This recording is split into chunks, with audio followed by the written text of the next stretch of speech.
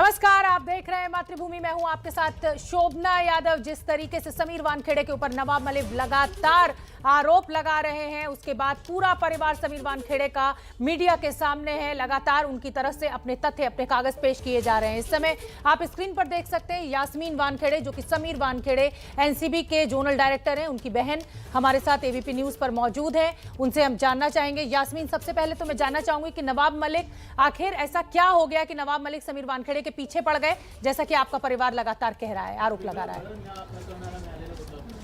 पुन्हा प्रश्न निर्माण झाला की समीर वानखेडे हे खरंच असं करू शकतात का, आणि मग पुन्हा त्याच्या सपोर्टमध्ये भरपूर लोक आहेत, त्याबद्दल तू कसं मानतेस? समीर वानखेडे यांचं यास्मीन, आप मुझे सुन पा रही हैं? यास्मीन वानखेड़े, क्या आप मुझे सुन पा रही हैं? जी यास्मीन जी, मेरा सवाल आपसे यही है कि लगातार नवाब मलिक की तरफ से कागज पेश किए जा रहे हैं, आप पूरा परिवार मीडिया के सामने आ रहा है, उनके सभी आरोपों का जवाब दे रहा है, विरोध कर रहा है, लेकिन ऐसी क्या वजह है कि नवाब मलिक समीर वानखेड़े को टारगेट कर रहे हैं? ऐसा आपको क्यों लग रहा है?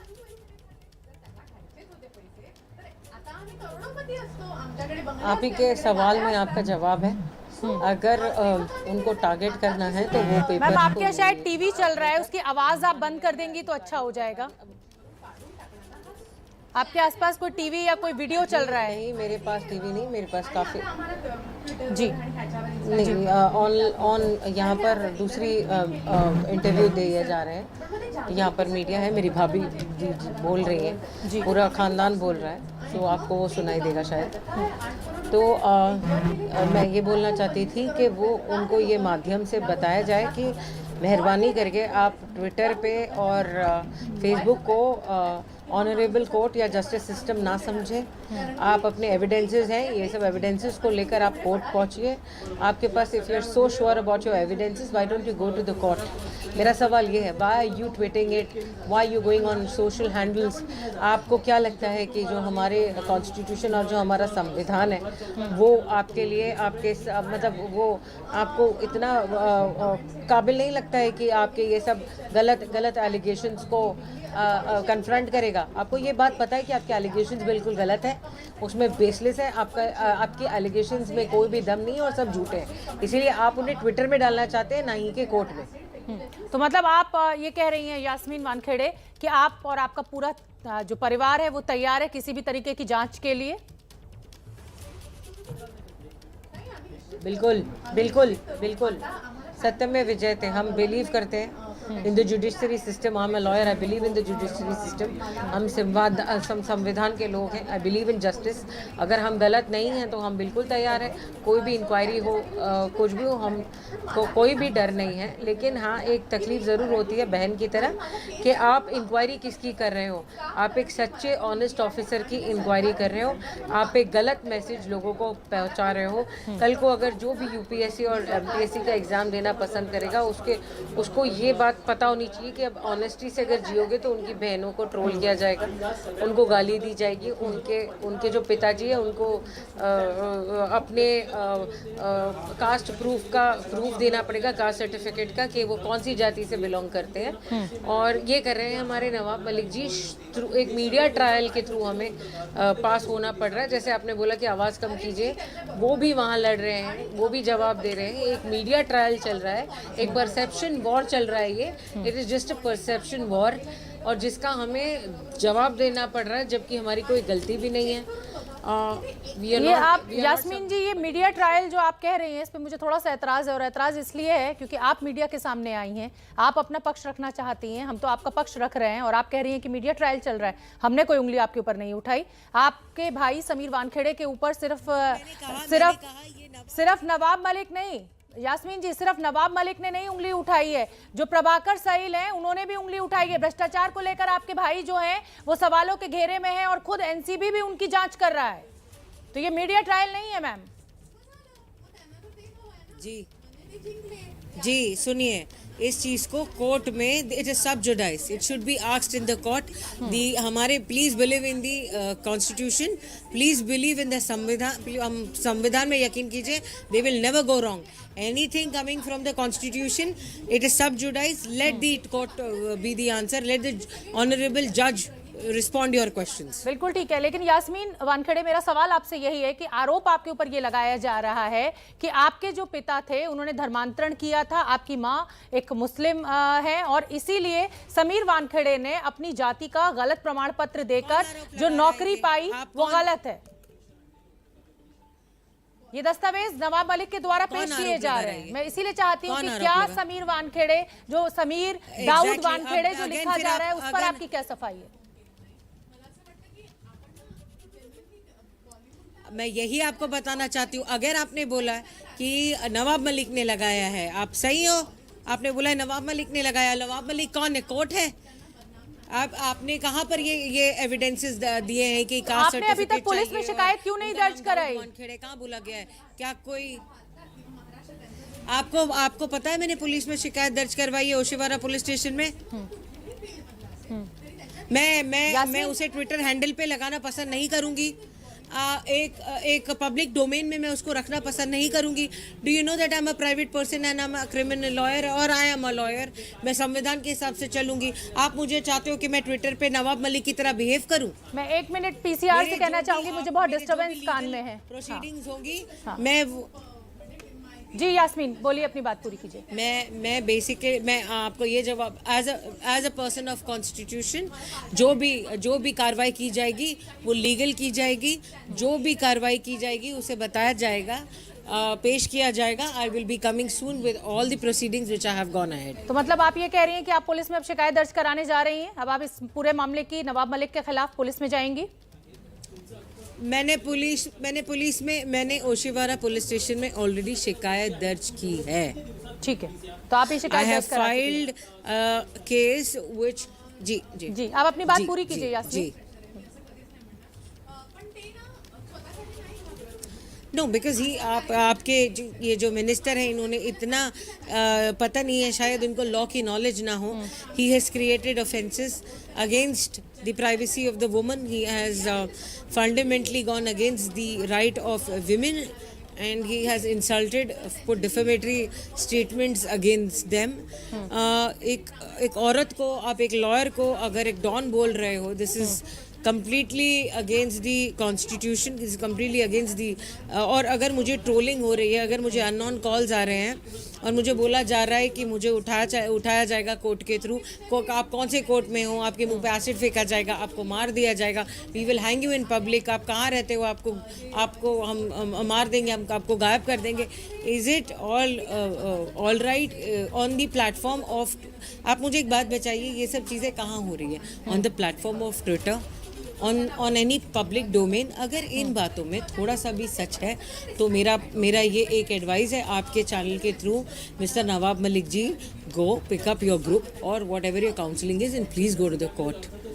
Do not waste time, you have evidences, go to the court. एक लाइन में ऑनरेबल जज के पास जाइए और मानिए। आप ये कह रही हैं कि समीर वानखेड़े हिंदू हैं, आपके झूठे एलिगेशंस के लिए एलिगेशंस हैं वो आप उनको गलत आप नकार रही हैं। एक लाइन में हाँ या ना, हिंदू है, मुसलमान है समीर वानखेड़े? एग्जैक्टली उन्होंने कोई भी धर्म चेंज नहीं किया है। मेरे डैडी का नाम है Gyandev Kachruji Wankhede. That is the fact and that will prevail, that is will be till the end. ठीक है यास्मीन जी, मेरा अगला सवाल प्रभाकर सैल को लेकर है। प्रभाकर सैल ने भी बहुत संगीन आरोप समीर वानखेड़े के ऊपर लगाए हैं और उनका ये कहना है कि एक पैसे का जो 25 करोड़ की डील हो रही थी उसमें एक बहुत बड़ा हिस्सा समीर वानखेड़े को जाना था और समीर वानखेड़े शाहरुख खान के बेटे को छोड़ने के एवज में ये पैसे मांग रहे थे। इस पर आपका क्या जवाब? Does he have any, accordingly as a legal lawyer, not as a sister, as a legal person of constitution, does he has any evidences? Does he has any public evidences? Does he has any electronic evidences? Does he go through anything? Does he has anything very special to speak about? बोलने से या बात करने से आप कोई भी statement को प्रूव नहीं कर सकते। आखिरी में आपके मुंह से सुनना चाहती हूँ क्योंकि इस समय बहुत दर्शक मुझे ट्विटर पर लिख रहे हैं और क्योंकि जिस ट्रोलिंग का आप भी जिक्र कर रही हैं, समीर वानखेड़े आप कहती हैं हिंदू हैं, मुसलमान नहीं। मैं बस आप अपना आखिरी जवाब मुझे दे दें।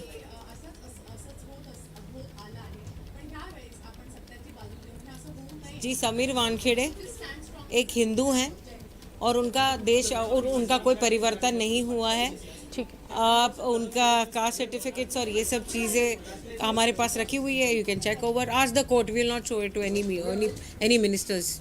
जी बहुत बहुत धन्यवाद यास्मीन वानखेड़े आपका हमसे बात करने के लिए। और इस समय की बड़ी खबर यही है, समीर वानखेड़े की बहन यास्मीन वानखेड़े का एबीपी न्यूज पर यह कहना है कि समीर वानखेड़े हिंदू हैं, उन्होंने किसी तरीके का कोई धर्म परिवर्तन नहीं किया है। उन्होंने अपने पिता का नाम भी बताया। उनका कहना है कि हमारे पास सारे दस्तावेज मौजूद हैं, हम ये कह रहे हैं कि समीर वानखेड़े हिंदू हैं। यास्मीन वानखेड़े का बड़ा बयान एबीपी न्यूज पर इस समय हमसे बात करने में यास्मीन वानखेड़े का यही कहना है कि ओशिवारा पुलिस स्टेशन में नवाब मलिक के खिलाफ उन्होंने कंप्लेंट दर्ज करा दी है, सारे दस्तावेज उनके पास मौजूद है, हर तरह की जांच के लिए वो तैयार हैं। उधर नवाब मलिक एक के बाद एक दस्तावेज ट्विटर पर या सोशल मीडिया पर पोस्ट कर रहे हैं, जिसमें समीर वानखेड़े की जाति को लेकर, समीर वानखेड़े के धर्म को लेकर लगातार सवाल उठाए जा रहे हैं। तो समीर वानखेड़े हिंदू हैं, यही कहना है समीर वानखेड़े की बहन यास्मीन वानखेड़े का। शोभना, इस वक्त की सबसे बड़ी खबर है कि आर्यन खान मामले की सुनवाई शुरू हो चुकी है और मुकुल रोहतगी सबसे पहले जिक्र करेंगे। मुकुल रोहतगी ने बोलना शुरू कर दिया है। आपको बता दें कि अब तक इंतजार किया जा रहा था, 57वां नंबर था आज के मैटर में और पूरे 56 मामलों की सुनवाई की गई। कुछ मामले सुबह के थे जिन्हें लंच के बाद रखा गया था, उन मामलों की सुनवाई की गई, पूरा निपटारा किया गया। अब 57वां, 58 और 59 ये तीनों नंबर हैं आर्यन खान, अरबाज मर्चेंट और मुनमुन धमेचा के, और तीनों की ही बारी बारी से सुनवाई होगी। आपको बता दें कि मुकुल रोहतगी ने बोलना शुरू कर दिया है और सबसे पहले वो जिक्र कर रहे हैं, वो दलीलें दे रहे हैं। आपको बता दें कि अरबाज मर्चेंट के जो वकील हैं वो भी तारिक सैयद, वो भी अंदर समय पहुंच की गए बड़ी हैं। खबर यह है कि आर्यन खान की जमानत याचिका पर हाईकोर्ट में सुनवाई शुरू हो चुकी है। इस समय की बड़ी खबर आपको बता दें, आर्यन खान ड्रग्स मामले की सुनवाई हाईकोर्ट में लगातार जारी है। दोनों ही पक्षों की तरफ से अपनी अपनी दलीलें पेश की जा रही हैं। जमानत मिलेगी या नहीं मिलेगी, फैसला आ जाएगा कि नहीं आएगा, इसी का इंतजार। मृत्युंजय मेरे सहयोगी हाईकोर्ट के बाहर, बॉम्बे हाईकोर्ट के बाहर मौजूद हैं। इस समय कौन सा पक्ष है मृत्युंजय जो कोर्ट में अपनी दलील पेश कर रहा है? बिल्कुल शोभना, आपको बता दें कि इस वक्त मुकुल रोहतगी जो है वो अपनी दलीलें दे रहे हैं और आपको बता दें अब तक मुख्य बिंदु क्या क्या मुकुल रोहतगी ने कोर्ट में कहा है। आपको बता दें कि सबसे पहले रोहतगी ने इस बात से शुरुआत की कि मैं A1 जो अक्यूज नंबर 1 है आर्यन खान, उनके लिए अपीयर कर रहा हूं, जो कि 23 साल के हैं। कैलिफोर्निया में वो पढ़ाई करने के बाद मार्च 2020 में वो भारत लौटे हैं। इसके बाद उन्होंने कहा कि गाबा नाम के एक व्यक्ति ने आर्यन खान और अरबाज मर्चेंट इन दोनों को बतौर गेस्ट इन्वाइट किया था क्रूज पर, और 2 अक्टूबर को जो घटना हुई उसका जिक्र करना चाहूंगा। एक एडवर्टाइजमेंट के माध्यम से ये दोनों क्रूज पर गए थे, ना कि वहां वो कंज्यूमर के तौर पर गए थे, यानी कि एक ग्राहक के तौर पर वो क्रूज पर नहीं गए थे, उन्हें बुलावा आया था। तीसरी बात उन्होंने कही है कि वहां एनसीबी टर्मिनल पर कुछ एनसीबी के कर्मचारी वहां पर क्रूज टर्मिनल पर मौजूद थे, जहां उन्होंने कुछ जो गेस्ट आए थे उनको रोका, उनमें से आर्यन खान और अरबाज मर्चेंट को भी रोका। मेरे जो मुवक्किल हैं, मेरे जो क्लाइंट है आर्यन खान, उनके पास से किसी भी प्रकार का प्रतिबंधित पदार्थ नहीं मिला है। बहुत बड़ी बात यह कही है। साथ ही साथ ये कहा है कि किसी प्रकार का ब्लड टेस्ट नहीं कराया गया है कि क्या किसी पदार्थ का सेवन किया गया है या नहीं। इस बात को बहुत महत्वपूर्ण और बहुत ध्यान देने वाली बात है कि मुकुल रोहतगी ने इस बात पर जोर दिया है कि मेरे क्लाइंट का यानी आर्यन खान का किसी प्रकार का मेडिकल यह नहीं हुआ, मेडिकल टेस्ट नहीं हुआ कि साबित हो कि किसी प्रकार का उन्होंने ड्रग्स का सेवन किया था। इसके अलावा आपको बता दें कि मेरे क्लाइंट के पास से यानी आर्यन खान के पास से किसी भी प्रकार का ड्रग्स नहीं मिला है, और जो अरबाज मर्चेंट के पास से मिला है इसके बारे में वो बात करें। साथ ही साथ अभी तक उन्होंने जो बातें कही है कि शॉर्ट एंड सिंपल में एक लाइन की बात कही है कि there was no occasion to arrest my client, कोई भी कारण नहीं बनता मेरे क्लाइंट को अरेस्ट करने का। ना उसके पास ड्रग्स मिला हुआ है, ना वो बतौर कंज्यूमर उस क्रूज पर गया हुआ था, ना ही वो क्रूज पर गए थे, बल्कि वो टर्मिनल पर थे, उसी वक्त उनको एनसीबी के अधिकारियों ने रोक लिया। आपको बता दें कि रोहतगी इस समय भी जिक्र कर रहे हैं और उन्होंने ये कहा है कि 3 अक्टूबर को आर्यन खान को गिरफ्तार दिखाया गया। पूछा गया कि क्या स्टेटमेंट रिकॉर्ड किया गया, कोर्ट ने पूछा कि क्या रिकॉर्ड किया गया स्टेटमेंट। इस पर रोहतगी ने कहा यस, उनका स्टेटमेंट रिकॉर्ड कर लिया गया था, आर्यन खान का स्टेटमेंट हुआ है रिकॉर्ड। साथ ही साथ रोहतगी ने यह भी कहा कि कोई रिकवरी नहीं हुई है, कोई कंजम्पशन नहीं हुआ है, कोई मेडिकल टेस्ट नहीं हुआ। ये 3 बातें बेहद महत्वपूर्ण है, यानी कि आज जो जिक्र हो रही है उसका सारांश आप समझ लीजिए। दावा क्या है? दावा यही है कि कोई रिकवरी नहीं की गई है, कोई कंजम्पशन नहीं किया गया है और कोई मेडिकल टेस्ट नहीं हुआ है जो साबित करे कि ड्रग्स का सेवन आर्यन ने किया था। इस बात को मजबूती से रोहतगी ने रखा हुआ है। साथ ही साथ लगातार जिला कर रहे हैं रोहतगी जी। बिल्कुल मृत्युंजय, ना कंजम्पशन है ना पोजेशन है और किसी तरीके का कोई ब्लड टेस्ट नहीं कराया गया। ये एक बड़ी दलील रोहतगी की हो सकती है, लेकिन आप भी जानते हैं कि जो एनसीबी के वकील हैं वो आज गवाहों को लेकर खास तौर पर जोर देंगे कि गवाहों को इन्फ्लुएंस कर सकते हैं। क्या उसको लेकर भी मुकुल रोहतगी कोई अपना पक्ष रखने जा रहे हैं?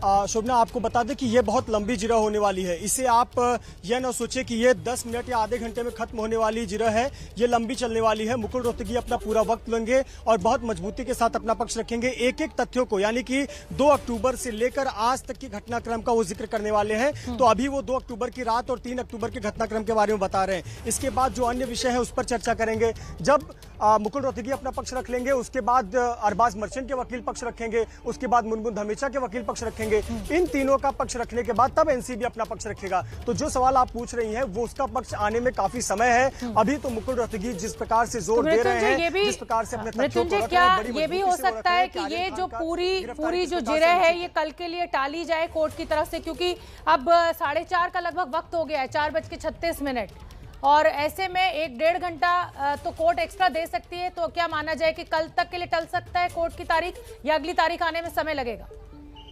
क्या ऐसा होता है ऐसे केसेस में?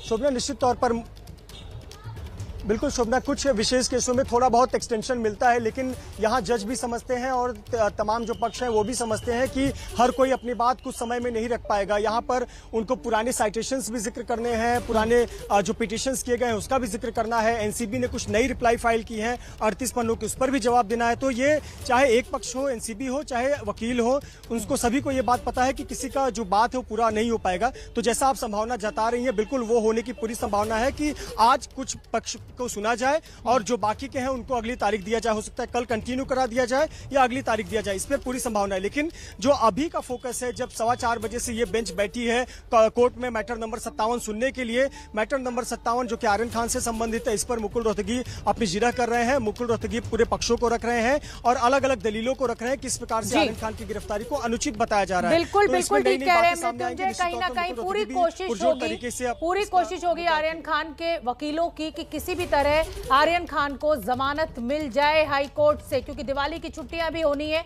और जरूर कोशिश होगी कि उससे पहले आर्यन खान अपने घर पहुंच जाए। सूरज ओझा भी हाई कोर्ट के बाहर मौजूद है, उनका मैं रुख करूंगी। सूरज ओझा, जो 38 पेज के जिस डॉक्यूमेंट्स की जिनको आज कोर्ट में दाखिल किया गया है एनसीबी की तरफ से, उसमें इंटरनेशनल सिंडिकेट का जिक्र बार बार आ रहा है, लेकिन अभी तक जो 19-20 दिनों की 22 दिनों की जो कार्रवाई एनसीबी की हुई है उसमें कोई भी ऐसी गिरफ्तारी एनसीबी की तरफ से नहीं दिखी है जिससे कि आर्यन खान के तारों को जोड़ा जा सके। अनन्या पांडे को जरूर बुलाया है, तो इसको लेकर क्या मजबूती के साथ अपना पक्ष आज रख सकते हैं मुकुल रोहतगी? अगर आपको बताना चाहूँ तो इस पूरे मामले में इस मामले में अगर मैं आपको बताना चाहूँ तो सिर्फ एक ही बात है जो अंतर्राष्ट्रीय ड्रग सिंडिकेट को जोड़ने के लिए एनसीबी कह रही है, जिसमें एनसीबी का ये दावा है कि उन्होंने मिनिस्ट्री ऑफ एक्सटर्नल अफेयर को लेटर लिखा हुआ है। इसके अलावा अब तक किसी भी तरह का रिस्पांस एमईए की तरफ से नहीं आया है, ना ही इस पे कोई डेवलपमेंट। सूरज ओझा से हमारा संपर्क टूट गया है, मृत्युंजय का मैं रुख कर लेती हूँ। मृत्युंजय, यही सवाल मेरा आपसे भी है, जहां तक सूरज ओझा ने बोला है उसके आगे हमें बताइए, सिर्फ एमईए को एक चिट्ठी लिखी गई है एनसीबी के द्वारा? जी बिल्कुल, निश्चित तौर पर एनसीबी, जब ये सेशंस कोर्ट में मामला चल रहा था और वहां पर जमानत अर्जी का विरोध करना था एनसीबी को, तब एनसीबी ने ये पक्ष कोर्ट में रखा था कि चूंकि इस मामले को हम एक इंडिविजुअल के तौर पर नहीं देख सकते, इस मामले को एनसीबी एक आर्यन खान या अरबाज मर्चेंट या मुनमुन धमेचा या अन्य के नाम पर हम नहीं देख रहे हैं, इसे हम एक कॉन्स्पिरेसी के तौर पर देख रहे हैं, एक समूह के तौर पर देख रहे हैं। इसमें ड्रग्स सेवन करने वाले भी हैं, ड्रग्स का वितरण करने वाले भी लोग हैं, और जहां से ड्रग्स सप्लाई की बात की जा रही है, लेन देन की बात की जा रही है, वो लोग विदेशों में बैठे हुए हैं। इसीलिए एनसीबी का कहना है कि उन्होंने विदेश मंत्रालय को, मिनिस्ट्री ऑफ एक्सटर्नल अफेयर को पत्र लिखा है और अन्य लोगों की जानकारी मांगी है। कुछ इसमें अन्य जो रडार पर लोग हैं उनके संबंध में जानकारी हासिल करने की कोशिश की है। तो निश्चित तौर पर वो दलील भी यहाँ हाईकोर्ट में रखी जाएगी। बिल्कुल देखिए शोभना, जो सेशंस कोर्ट में मामला हो गया उसे अब एक चैप्टर को क्लोज करना चाहिए और हमें अब हाईकोर्ट के चैप्टर को खोलना चाहिए। और हाईकोर्ट के चैप्टर में क्योंकि अब नई बातें आएंगी, चूंकि पुराने ग्राउंड्स के आधार पर ये मामला तो आएगा ना मृत्युंजय, ये मामला पुराना नहीं है, क्योंकि जिस साजिश का जिक्र लगातार एनसीबी के द्वारा किया जा रहा है, जिस इंटरनेशनल सिंडिकेट का जिक्र लगातार किया जा रहा है, हमें यहाँ ये नहीं भूलना चाहिए कि रिया चक्रवर्ती के मामले में भी एनसीबी ने बिल्कुल इसी तरीके के जिसे कहा जाए कि पैसे के ट्रांजैक्शन, इंटरनेशनल ड्रग सिंडिकेट, लेकिन निकलकर कुछ भी सामने नहीं आया था। जितेंद्र दीक्षित एनसीबी के दफ्तर के बाहर से हमारे सामने साथ जुड़ रहे हैं। जितेंद्र दीक्षित, एनसीबी अपना पक्ष इस समय जरूर रखेगी कोर्ट के सामने, हाई कोर्ट के सामने, और आर्यन खान की जमानत का विरोध करेगी गवाहों की बात करके और इंटरनेशनल सिंडिकेट की बात कर। लेकिन पिछले 20-22 दिन की कार्रवाई में कोई भी ऐसा इंटरनेशनल, जिसको कहा जाए किसी भी विदेशी कोई गिरफ्तारी या कोई ऐसा सबूत अभी सामने हमें तो नहीं लग रहा है, हमारे सूत्र तो नहीं बता रहे हैं, जिस इंटरनेशनल सिंडिकेट का जिक्र लगातार एनसीबी के द्वारा किया जा रहा है। जी हाँ, देखिए, पहले भी जमानत अर्जी का विरोध करते वक्त एनसीबी ने यही कहा था कि इस पूरे सिंडिकेट के तार जो है अंतर्राष्ट्रीय ड्रग सिंडिकेट के साथ जुड़े हुए हैं, अंतर्राष्ट्रीय ड्रग रैकेट के साथ जुड़े हुए हैं, और इस मामले में एक विदेशी नागरिक की गिरफ्तारी भी हुई थी। जो 20 लोग गिरफ्तार हुए हैं उनमें से एक विदेशी नागरिक भी है, और इसके साथ साथ आर्यन खान के जो चैट्स मिले हैं, उन चैट्स के आधार पर भी एनसीबी ये कह रही है कि इस मामले के तार विदेश से जुड़े हो सकते हैं, और इसलिए इन्वेस्टिगेशन जारी है और आर्यन खान और बाकी के आरोपियों को जमानत ना दी जाए, क्योंकि इससे जांच पर असर पड़ सकता है। जो सबसे तो ये बड़ा ग्राउंड मुद्दा लगातार एनसीबी ने बनाया है। आज वो गवाहों का जरूर बना सकती है एनसीबी, क्योंकि जिस तरीके से एक पंच होस्टाइल हो गया है, एनसीबी जरूर अपने मुद्दे को मजबूती के साथ रखेगी कोर्ट में कि अभी तो ये मामला कोर्ट में, तब जो गवाह है वो होस्टाइल हो रहा है। हालांकि जो शाहरुख खान के वकील हैं, उनका ये कहना है कि इस पूरे मामले से उनका कोई लेना देना नहीं, अगर कोई होस्टाइल हुआ है। कि हमारे रिपोर्टर्स जो फील्ड में मौजूद है बता रहे हैं कि मुकुल रोहतगी बहुत मजबूती के साथ आर्यन खान का मामला पेश कर रहे हैं। उनका यही कहना है कि जो मेरा क्लाइंट है उसने ना कंजम्पशन किया, उसका किसी तरीके का ब्लड टेस्ट नहीं हुआ, ना उसके पास से कोई बरामदगी हुई है, इसलिए ये गिरफ्तारी ही गलत है। और लगातार ये सुनवाई जारी, हमारी नजर बनी हुई है।